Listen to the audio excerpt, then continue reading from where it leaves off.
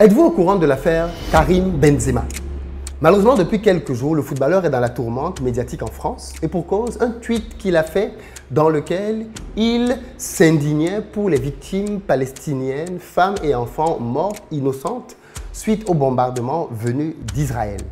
Il se trouve que suite à ce tweet-là, il est aujourd'hui sur le point de perdre peut-être sa nationalité française pour redevenir algérien. Certains ont même demandé qu'il perde son ballon d'or. Comment un simple tweet pour s'indigner pour des victimes peut entraîner autant de tumulte? On en parle dans cette vidéo et on va se dire quelques vérités par rapport à la société française.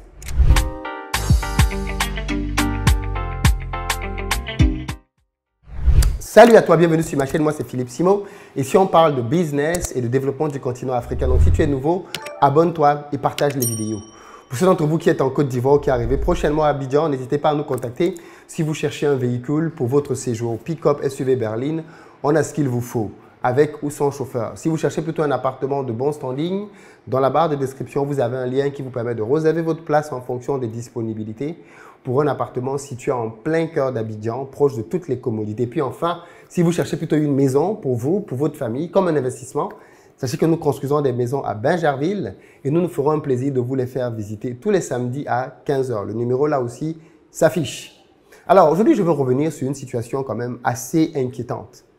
Je vais vous faire écouter tout de suite un extrait d'un échange entre un journaliste, ou plutôt une journaliste, et derrière l'avocat de Karim Benzema. Parce que celui-ci a décidé de porter plainte contre Gérard Moussa Darmanin, le ministre français de l'Intérieur, parce qu'on oublie souvent qu'il s'appelle Moussa, donc il faut le rappeler, Gérard Moussa Darmanin, qui a décidé de venir dire en Mondiovision que Karim Benzema était proche des frères musulmans.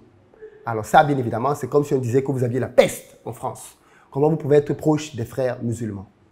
Et donc, bien évidemment, ceci est une accusation gravissime sur l'image de Karim Benzema qui a décidé de contre-attaquer et de porter plainte. D'abord contre Gérard Darmanin. Mais selon vous, pourquoi le ministre de l'Intérieur se risque-t-il à de telles accusations s'il ne dispose d'aucun élément probant? Bon, alors j'ai une seule explication. D'abord, il est mal conseillé. Ensuite, il est mal informé. Ou alors, il a fait choix de dire quelque chose de mensonger. Et c'est de l'opportunisme. Et ça me désespère. C'est pour moi une profonde amertume. C'est-à-dire que, enfin, est-ce qu'on mesure les temps que nous vivons? Est-ce qu'on n'a pas besoin de paroles autres que d'essayer d'instrumentaliser, notamment un garçon qui représente dans sa figure symbolique, je dirais construite, hein, un tas de gens, que par l'intermédiaire de Benzema on ostracise aussi, comme de vilains Français qui ne reconnaîtraient pas nos valeurs et ne les partageraient pas. Enfin, c'est pas comme ça qu'on va construire du vivre ensemble. Bon, donc je pense que c'est très dangereux. Oui. Pardon? Benzema, oui, il construit du vivre ensemble. Ah mais donnez-moi des exemples de ça, ce dont nous avons parlé, oui, mais le reste. Ce tweet-là, construit pas comme vivre ensemble. Par exemple, ce tweet qui s'indigne contre les civils de Gaza qui sont soumis à des déluges de bombes. Ce qui lui est reproché à Benzema, c'est une indignation sélective. Pourquoi pas un mot éventuellement, pour le vivre ensemble, pour les victimes d'Israël. Mais je puis être d'accord avec vous sur l'idée que je préfère des communications équilibrées, évidemment. Mais dans le même temps, si vous avez lu la livraison du Monde d'hier, vous aurez vu un collectif d'historiens qui vient expliquer qu'une victime doit en valoir une autre, et qu'aujourd'hui, dans l'expression que l'on voit ou que l'on lit et qui est autorisée, l'expression elle est beaucoup plus pour les Israéliens, victimes de choses absolument horribles. Bien sûr. Là, mais pour les Israéliens, et que eux sont des individus avec une vie, et qu'en face, c'est un décompte macabre, un nombre de personnes qui sont habitants de Gaza. Bon, qu'est-ce qu'on dit à ceux qui ont tweeté uniquement pour les Israéliens et qui ne tweetent pas pour des populations innocentes? Il y en a des deux côtés, et qui ne tweetent pas pour eux. Est-ce qu'on leur jette le même opprobre? Évidemment que non. Et donc, il faudrait qu'on s'interroge sur ce qui est en jeu derrière ça. Est-ce qu'ils ont la même influence auprès de toute une génération? Est-ce qu'ils ont le même écho auprès des plus jeunes? Mais écoutez, quand ce sont des hommes politiques qui interviennent, ils n'ont pas d'influence? Ça n'est pas relayé partout? Mais aussi contre Éric Zemmour, vous savez, ce pseudo-intellectuel d'extrême droite qui se plaît à prêcher la haine quand bon lui semble, qui est venu rajouter une couche en disant que Karim Benzema validait les thèses et les théories qui ont amené à l'assassinat de pauvres professeurs en France par des islamistes. C'est quand même des accusations très graves. Bien évidemment, là aussi, Karim Benzema a décidé de porter plainte.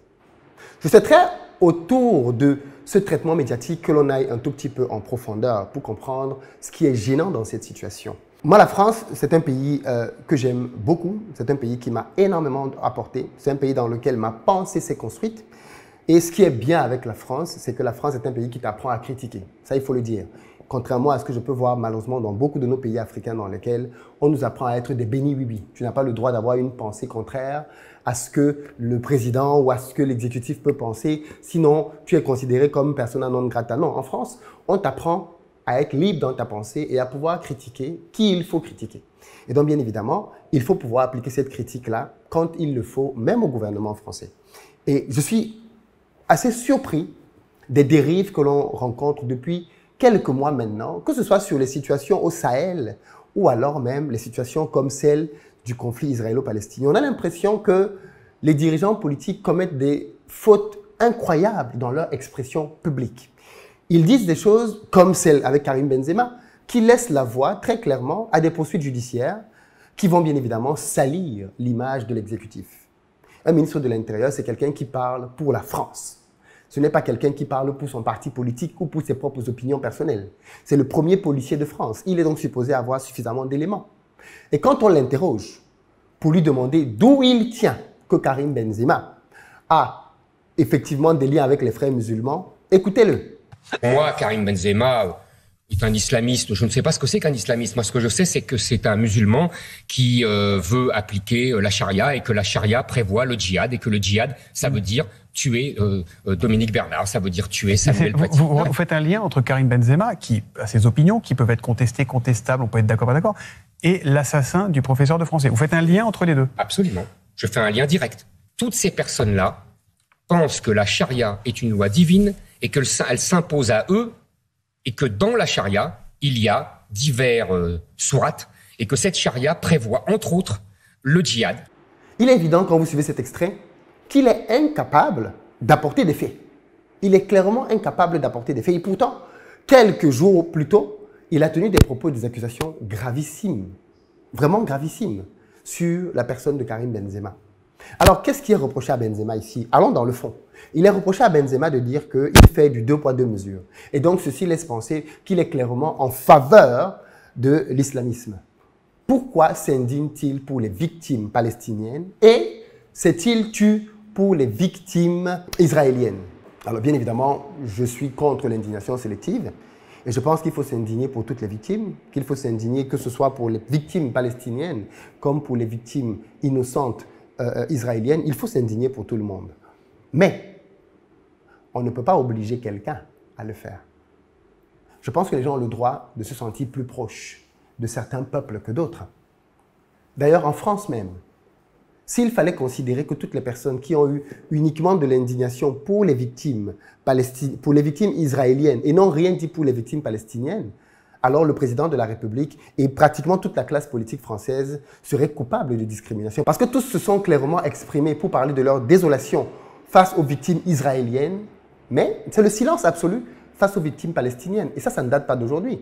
Le conflit israélo-palestinien date de très longtemps. Et on voit bien, malheureusement, à quel point il y a un décalage dans le traitement des victimes quand il s'agit de Palestiniens ou alors d'Israéliens. En tout cas, dans les médias, il y a un vrai traitement médiatique différent en fonction de l'origine des victimes. Et donc, que Benzema soit musulman et qu'il soit touché davantage par les victimes palestiniennes, franchement, je le comprends. Je le comprends. Que quelqu'un d'autre soit chrétien ou plus proche des Juifs et qu'il se sente davantage peiné par les victimes d'Israël, je le comprends aussi. Bien évidemment, je pense que l'équilibre est préférable, mais quelqu'un qui est plus touché par une cause, je peux le comprendre. Mais est-ce que ça veut dire que toutes les personnes qui, parce qu'elles n'ont pas fait de tweet contre, pour s'indigner des victimes palestiniennes, sont donc des personnes, quoi? Comment on va les qualifier? Des personnes horribles, des personnes sans cœur, des personnes qui veulent du mal aux Palestiniens? Je ne pense pas qu'on ferait ce type de raccourci. Et pourtant, c'est le raisonnement qui est appliqué de l'autre côté à Benzema en disant que, vu que Benzema ne s'est pas exprimé pour dire qu'il était choqué par les victimes israéliennes, alors c'est quelqu'un qui aime les frères musulmans. Waouh! Quel raccourci! Quel gros raccourci! Et bien évidemment, on voit donc là des politiciens qui débarquent et qui disent qu'à cause de ça, il faut retirer à Karim Benzema sa nationalité française. D'autres qui disent qu'il faut lui retirer son ballon d'or. Ce qui, ma foi, me laisse penser qu'en fait, c'est un prétexte. Que des gens ont déjà une haine profonde vis-à-vis de Benzema et peut-être de ce qu'il représente. Et donc, à la première occasion, on essaye juste de lui tomber dessus. Mais ceci est fait au vu et au su de tout le monde, sans qu'il n'y ait d'indignation de la même classe politique quand quelqu'un propose ce genre de solution. Quand quelqu'un vient et il dit qu'on devrait lui retirer sa nationalité française, on devrait dire « wouh ». On devrait clairement lui faire comprendre que c'est un dérapage excessif. Pourquoi il ne serait plus français? Au nom de quoi il ne serait plus français? Les personnes qui, en France, ont envoyé les Juifs dans les camps de concentration, à quel moment on a dit qu'elles n'étaient plus françaises?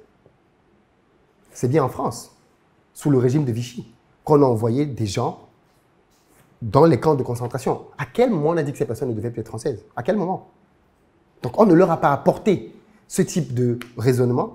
Par contre, parce que lui, il n'aurait pas fait un tweet, on trouve normal de pouvoir laisser la parole se libéraliser. Et ça, je pense que c'est le problème qu'il y a maintenant en France, c'est la montée de l'extrême droite. Parce que bien évidemment, derrière, il y a un électorat à aller chercher. Les uns et les autres sont de plus en plus complaisants. Il y a de cela quelques années encore, l'extrême droite représentait le mépris, l'extrême droite représentait la pourriture, l'extrême droite représentait des gens qui n'étaient pas du tout fréquentables. Et au fur et à mesure, pour des intérêts politiques, on a assaini l'image de l'extrême droite, à tel point qu'aujourd'hui, elle s'assoit à table avec tout le monde et discute. Et apporte son venin, sa haine de l'étranger, en disant que c'est l'étranger qui est à l'origine de tous les problèmes de la France et que si on faisait partie des étrangers, tout irait beaucoup mieux en France. Et ça, c'est un discours qui s'est normalisé, quasiment. Parce que maintenant, bien évidemment, on sait qu'à une élection présidentielle, peu importe le candidat de gauche, de droite, du centre, il suffit qu'il soit face à l'extrême droite pour gagner, au nom du principe de la solidarité républicaine. Nous en sommes arrivés dans une situation dans laquelle, pour la prochaine élection présidentielle française, Marine Le Pen pourrait débarquer à l'Élysée. Oui, c'est clairement un scénario aujourd'hui qui est de plus en plus possible. On a voulu s'amuser avec des petits jeux politiques et peut-être que les répercussions, on va tous les avoir en plein visage. La France dirigée par un parti d'extrême droite. Quelle image! Quelle image! Et pourtant, ça pourrait être ça la réalité dans quelques années. Dans tous les cas, le conflit israélo-palestinien qui prévaut en ce moment vient encore renforcer les divergences dans le monde entre l'Occident et le reste du monde, parce que les positions, bien évidemment, occidentales sont de moins en moins comprises. Le fait que Israël bénéficie d'autant de soutien, même quand manifestement les proportions sont clairement pas respectées, parce qu'aujourd'hui, on a le sentiment qu'Israël peut contre-attaquer comme il veut et tuer autant de Palestiniens qu'ils le veulent, avec la bénédiction, bien évidemment, des États-Unis. Et on craint un embrasement avec l'Iran qui dit qu'ils ne vont pas se laisser faire, ainsi de suite.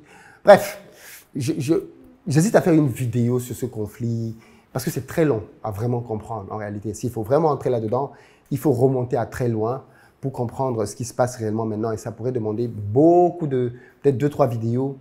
Et j'estime que ce n'est peut-être pas nécessaire. Il y a déjà beaucoup de chaînes qui font du très bon travail là-dessus.